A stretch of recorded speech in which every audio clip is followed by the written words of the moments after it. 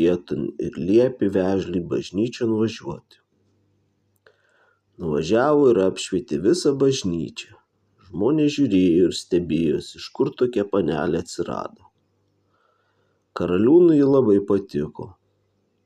Tai jis nusiuntė savo tarną paklausti, iš kur ji esanti. Elenytė atsakė, kad iš Vandenų dvaro. Po pamaldų Elenytė greit išėjo iš bažnyčios, įsėdo karieton ir liepė vežliui važiuoti. Karaliūnas norėjo paskui vytis ir pažiūrėti, kur ji nuvažiuos. Tada Elenytė atrišo maišelį ir paleido rūką. Pasidarė tamsu ir niekas nematė, kur ji nuvažiavo.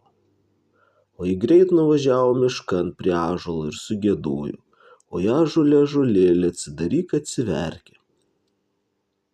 Ąžuolas atsidarė, Elenytė sudėjo rūbus, karietą, vežlį ir arklius, paskui užsivilko savo skarmalus, apsiavė